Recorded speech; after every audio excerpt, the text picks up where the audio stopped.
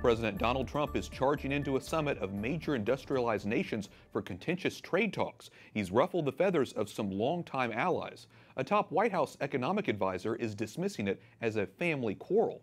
Correspondent Mark Irons has more. Mark? Wyatt, President Trump arrived behind schedule and plans an early exit from the G7 meeting. He will then head to Singapore for his highly anticipated summit with Kim Jong-un. But with his new tariffs, President Trump can expect a tense 2 days in Quebec. We are not going to live with the deals the way they are. European Union treats us very unfairly. Canada, very unfairly. Mexico, very unfairly. Citing trade deficits and bad deals, President Trump has imposed new taxes on imported steel and aluminum from Canada, Mexico, and European countries. Canadian Prime Minister Justin Trudeau says the tariffs would hurt Canadians and Americans. French President Emmanuel Macron warns if need be, G7 countries will leave the U.S. out and sign a 6-country agreement. But President Trump claims both leaders charge massive taxes on U.S. goods, including Canada's 270% tariff on dairy products.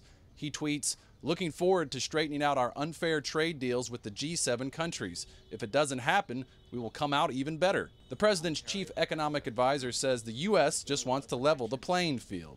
The United States, by the way, we have the lowest average tariff in the world.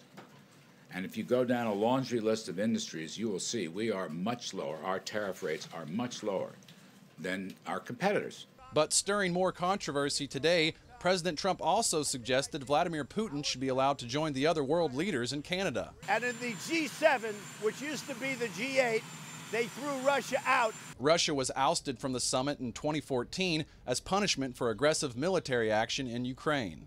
We should have Russia at the negotiating table. The president will leave for Singapore tomorrow, where on Tuesday he'll be at the negotiating table with Kim Jong-un. I asked the president's senior advisor, Kellyanne Conway, today if the president will address the religious persecution that takes place in North Korea. She did not want to get ahead of what will be discussed at that summit. Wyatt? Mark, switching gears now, we're learning that the vice president is very frustrated with the lack of progress getting aid to persecuted Christians in the Middle East. What can you tell us? That's right, Wyatt. A source very close to this matter tells us Vice President Pence was incensed when he learned relief aid isn't getting to Christian and Yazidi communities fast enough in Iraq.